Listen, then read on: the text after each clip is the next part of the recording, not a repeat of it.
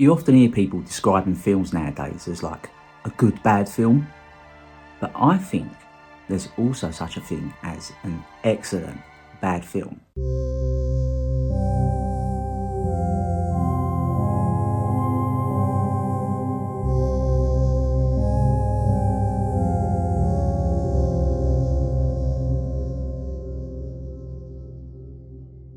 And before we get into the video, I just want to say, I don't think this is a bad film at all, actually.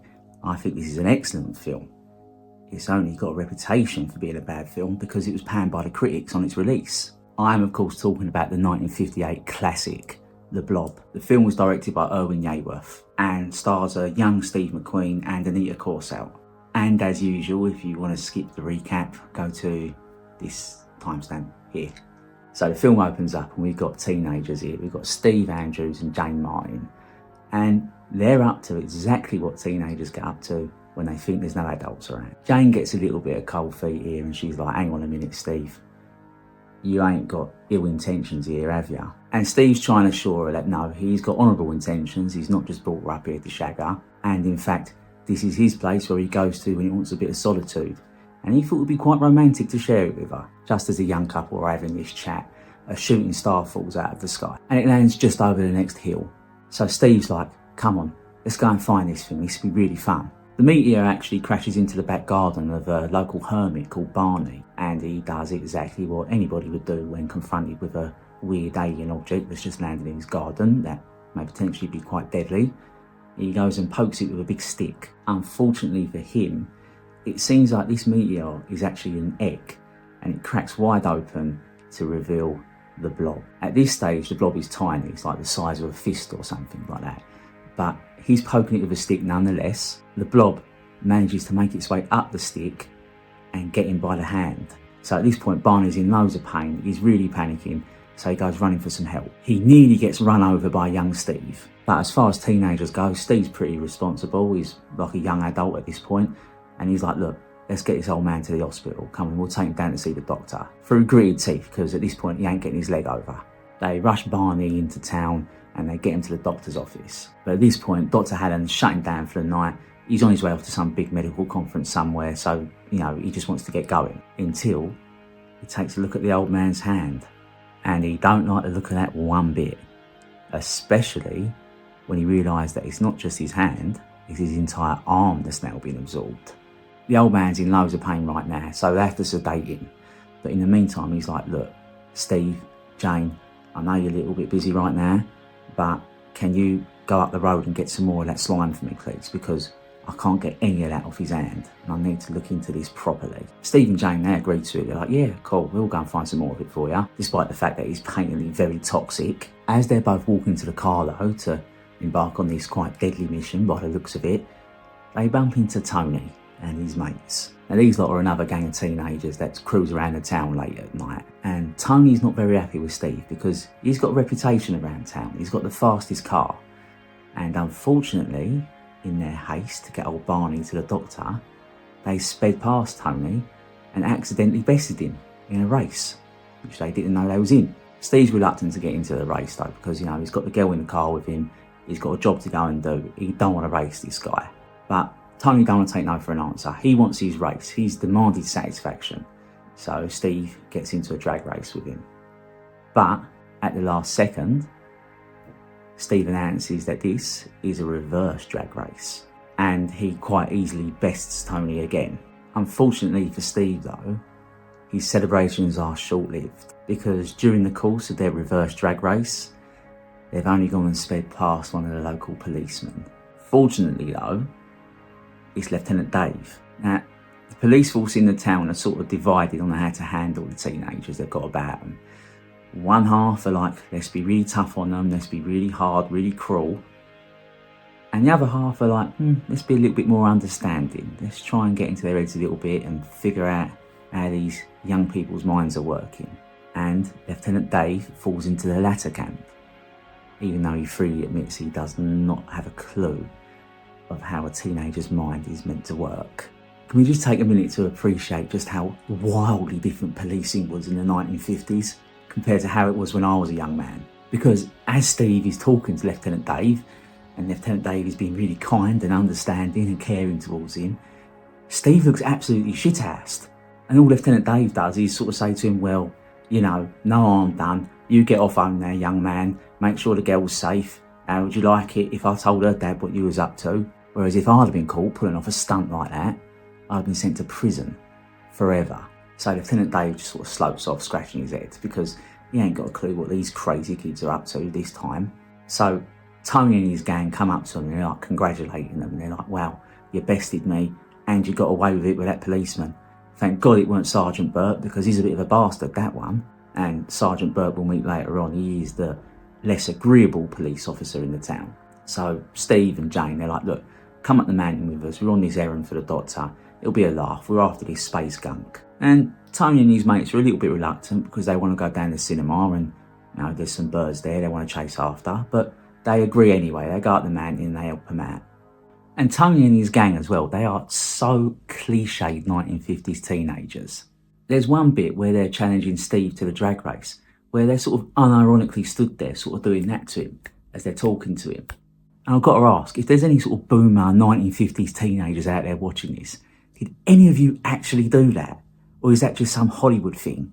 Let me know in the comments if you did. Anyway, while they're up on the mountainside, they find a few pieces of the meteorite, but not much. So they sort of mill about for a little bit, and then Tony and the boys decide, let's chuck this in, let's go down the cinema, while Steve and Jane head back to the doctor's office. Meanwhile, though, at the doctor's office, things are going from bad to worse. Poor old Barney's about to lose his arm, because it's looking like Dr. Hallen, well, he's only going to have to amputate now, isn't he? But Dr. Hallen can't operate on his own. So he rings up his nurse and he's like, hey, listen, Nurse Kate, I'm really sorry to wake you up and everything. I know it's late and it's a Friday night or something, but, you know, you got to come into work because old Barney here, he's in a right state. I need to chop his arm off.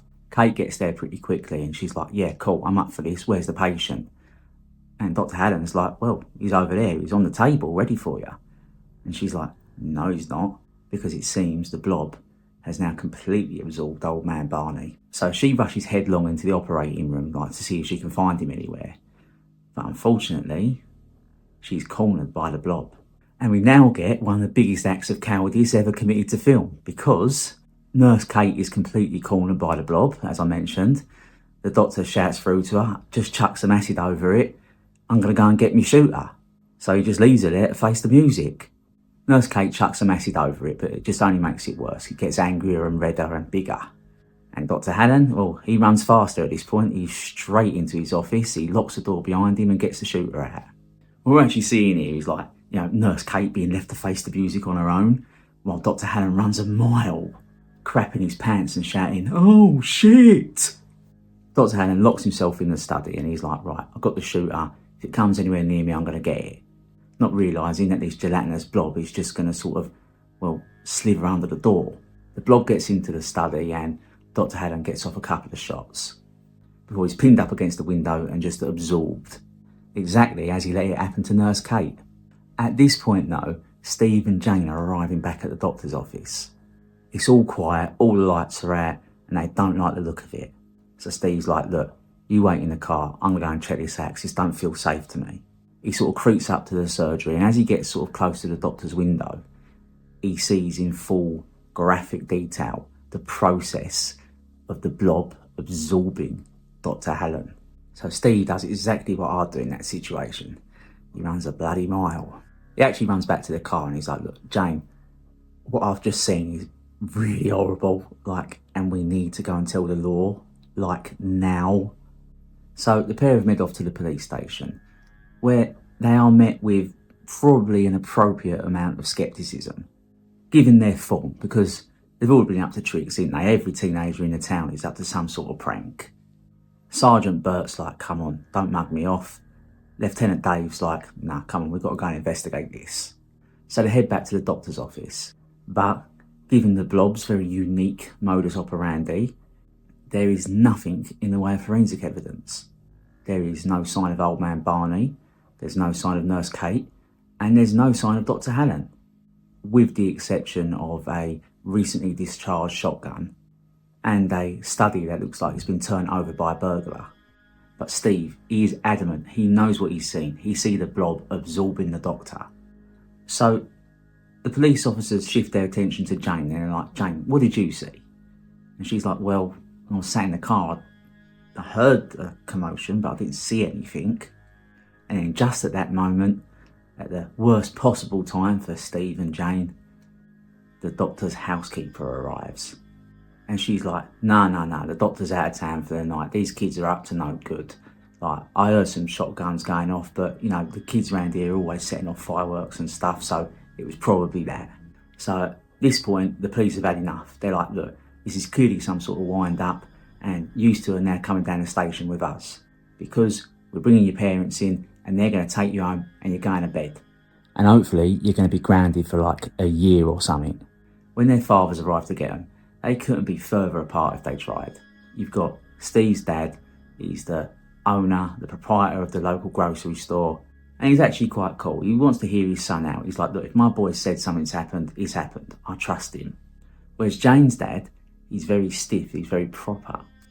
He's more concerned about his standing in the local community because he's the headmaster of the local high school. And what's everybody going to say when they find out my daughter has been acting crazy around town all night long? This is going to reflect very badly on me. Classic narcissist, if you ask me. Nobody wants to listen to him. Every single adult in the town, they just muggle them off. They don't want to hear it from them. So, our two teenage lovers who had high hopes for the evening have now been sent off home and put to bed in a complete disgrace. This punishment lasts all of like 10 minutes because, like every teenager, these two, they just sneak out. On her way out though, Jane is caught by her younger brother. So she has to bribe him with the promise of this dog that they'd rescued earlier on, if he can keep his little trap shut. My sister would just threaten to keep me teeth in. It ain't long until they find each other again and they're like, look, we need help with this. We can't do it on our own. We need to do this mob-handed. We need to find some way of alerting the whole town. So they think to themselves, well, hang on a minute, Tony and his gang are about. Let's go and enlist them for a little bit of help.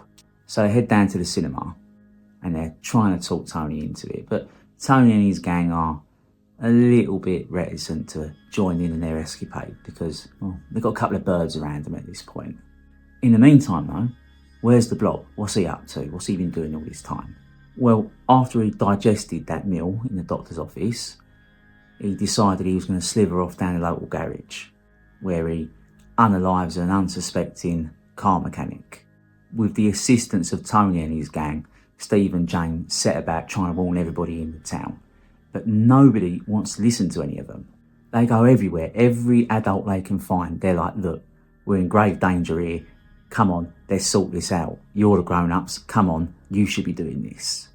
And no one's listening to them. They're just mugging them off because they're the kids, aren't they? No one wants to listen to a bunch of teenagers.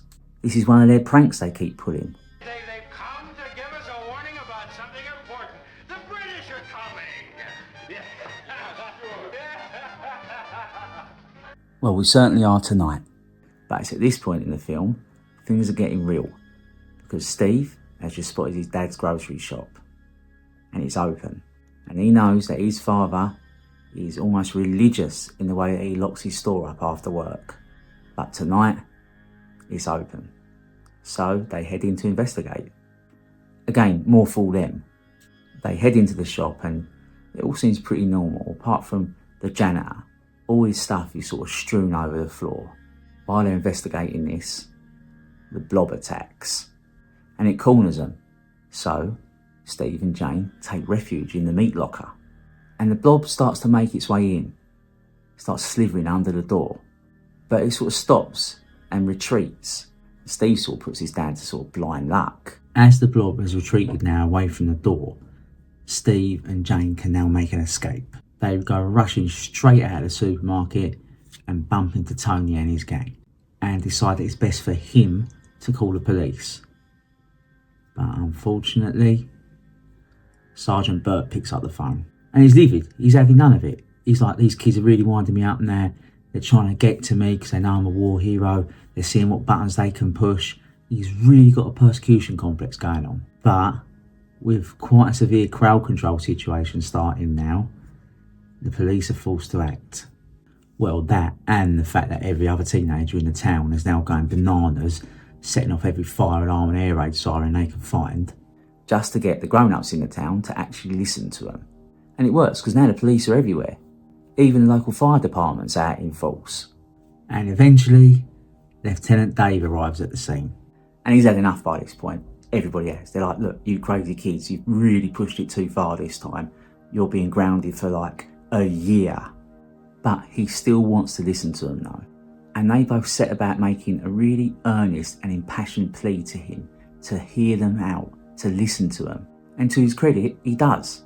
He's like, right, okay, let's have a final look in this place then, because if you're saying it's in there, I'll believe you. So they start shining some searchlights into the store and all looks well, sort of thing. Until there's some movement. Emerging, slithering and sliming from the shadows is Sergeant Burt. With one of the most badass lines of the film, he's like, nobody here but us monsters. So that's it, Steve and Jane are in deep trouble now, because nobody's believing them and there's no monster to be seen.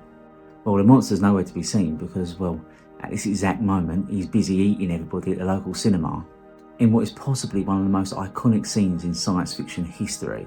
So now all bets are off because it is pandemonium. The Blob has absorbed literally dozens of people in that cinema and is still hungry for more.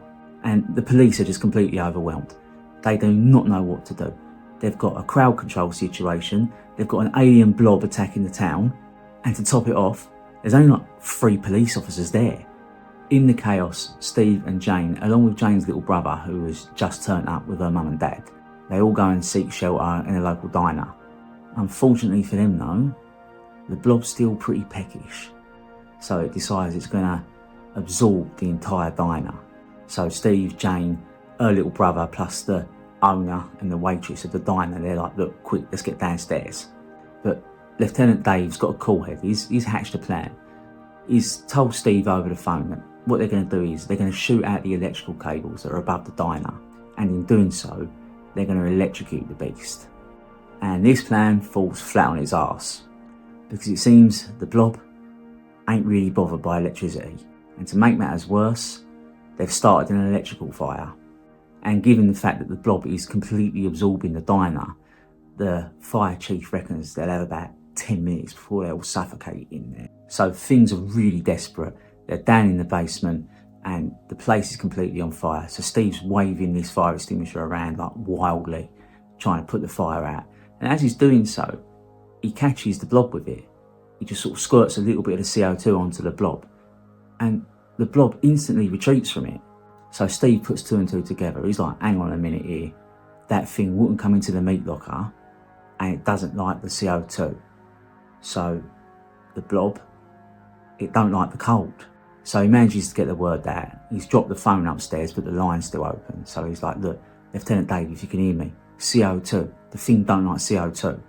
So they put the word out. The fire brigade get out their fire extinguishers, but they haven't got enough.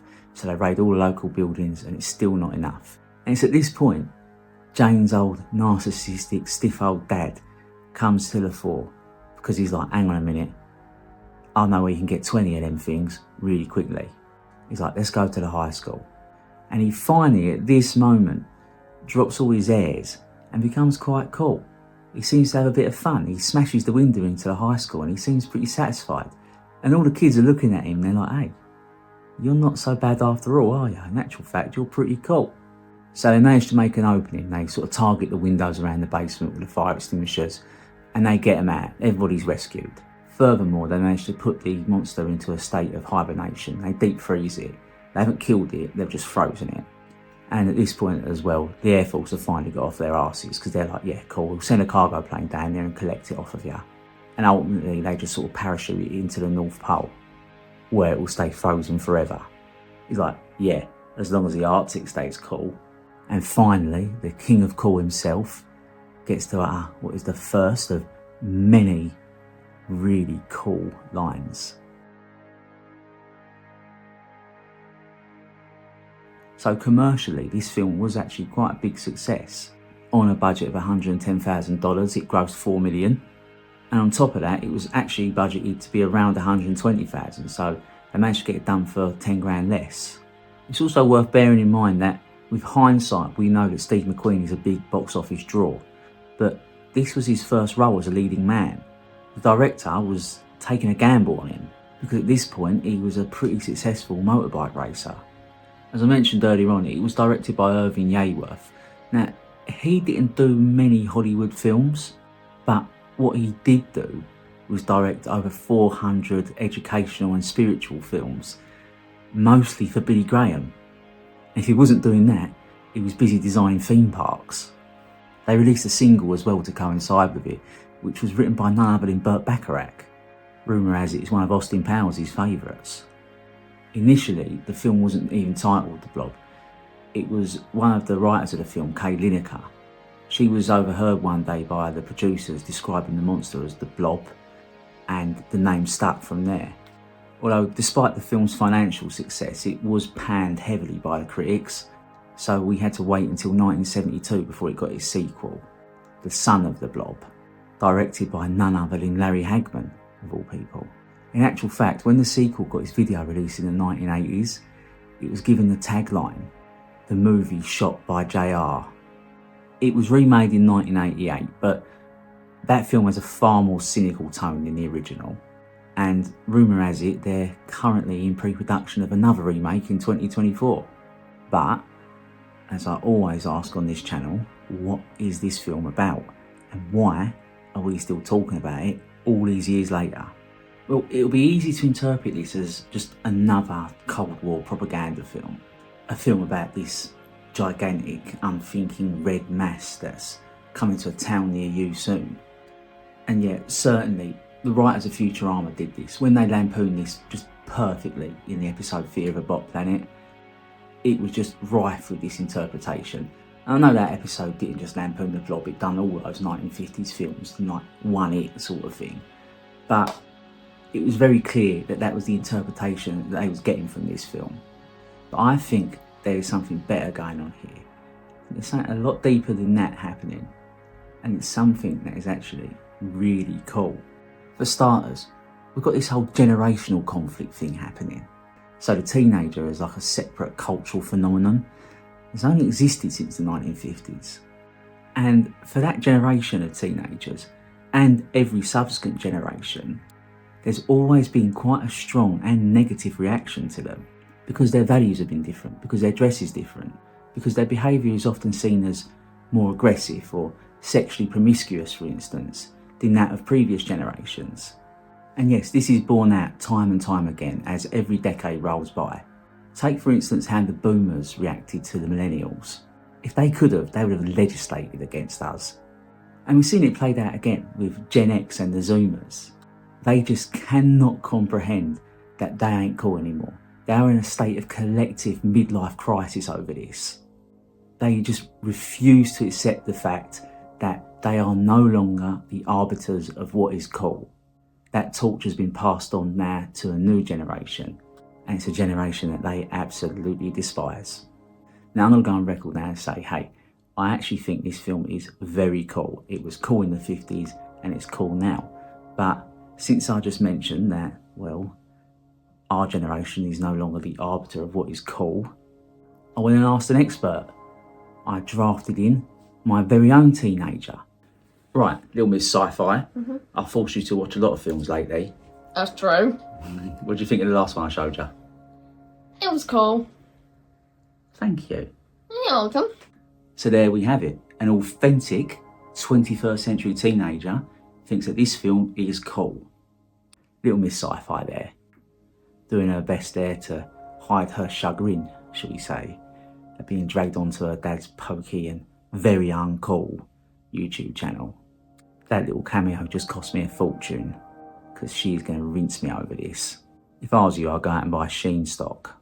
You know, back to it. But I think what we're seeing here is the conversation that happens around teenagers. It's about how do you handle them? How do you deal with them? How do you even communicate with this new species of person? But yes, this is a conversation that is happening, and it is happening in this film. We see this with Lieutenant Dave. Now, he's the more chilled out police officer, and he goes to great effort to placate these kids. He wants them to know that, yeah, they're heard, they're being listened to. He understands their struggles, but he's also being very kind and caring to them. He knows that he's going to bang them up for the night, they're going to get a record and that's it. That's going to affect them for life.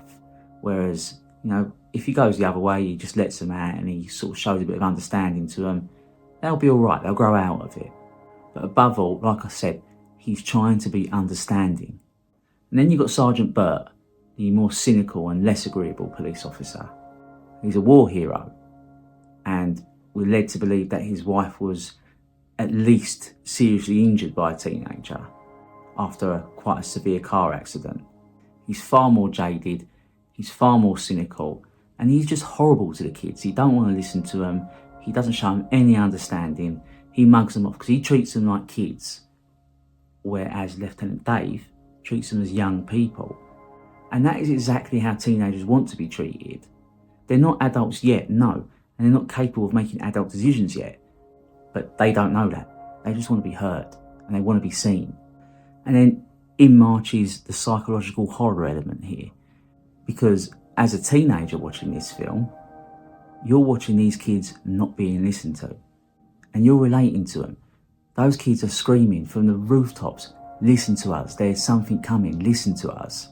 We've got something important to say, we've got a contribution to make.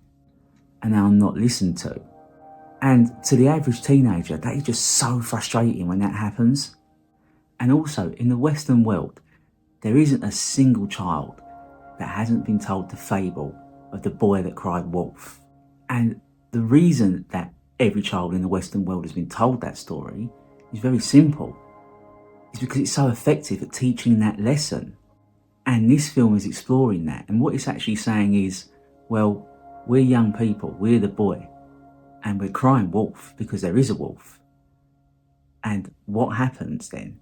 What happens if we cry wolf and there is a wolf and nobody comes? That's a genuine fear that lingers in your subconscious growing up. But what's the blob then? What's that doing? What does that represent in this film? Yes, as I mentioned earlier, there is certainly that Cold War thing going on. These contemporary fears of the Red Menace. But in the context of this film, it's more than that. Well, as a teenager, you're coming to terms with who you are. You're forging your own identity. And that identity is so precious to you. And you look before you and you see the expectations that are placed upon you. You see that your life is signposted. You're expected to follow the same social norms as your parents. And you don't want that though, because as a teenager, it is your God-given right to challenge those norms, to borrow a parlance from the boomers. It is your God-given right to stick it to the man.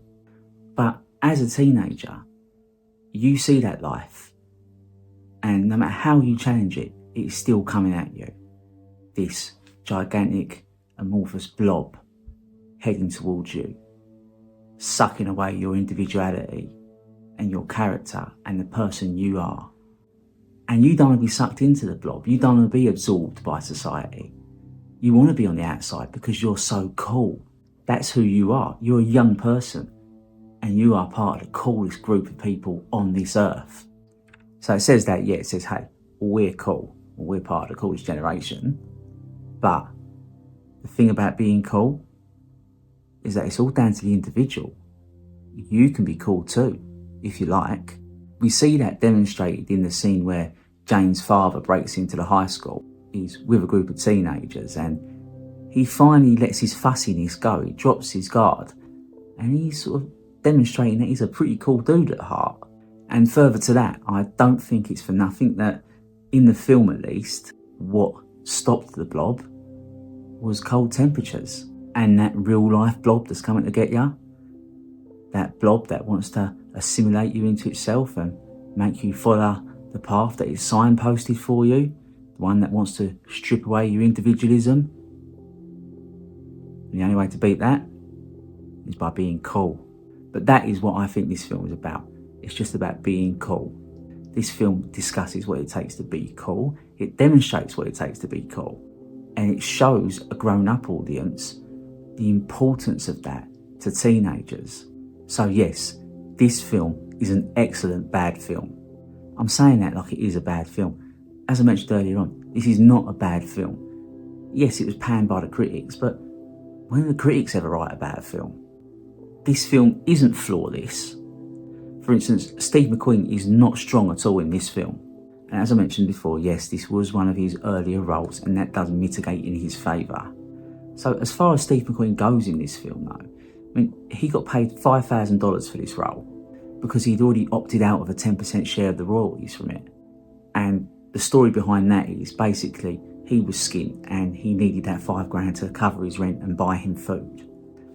I have trouble buying into that story though, because well, Steve McQueen at this point, he wasn't skint. He'd made a fortune from racing motorcycles. I just think it's a pretty cynical move on his behalf because I don't think he thought the film was going to make any money. So $5,000 up front seemed like a pretty good deal to him at the time. But my real issue with him in this film isn't his performance, it's his age. Steve McQueen was 28 years old when he shot this. And Anita Coruscant, well, she was 25. And they both look it. These two do not make convincing teenagers. Also, there's the issue with the pacing. This film does drag a lot throughout the middle. Other than that though, this film is perfect. It is so much fun. It's still relevant nowadays. As I mentioned before, with the current business going on between Gen X and the Zoomers, this film is very pertinent. Well, I mean, that whole generational conflict element to it, that still happens, and that comes around every 20 years or so. And yes, this film is still very cool. It's even been endorsed by Little Miss Sci-Fi. And I'd love to know what you think about it in the comments as well. Let me know, do you think this film is still cool? Or is it just hot garbage from the 50s? And also, relax, like I say, the philosophy of this channel is that it's just a personal view. Thanks for watching my video. Please hit the like and subscribe button because it really helps me out in the old YouTube algorithm. As I mentioned before, YouTube is a very cruel and unpredictable mistress.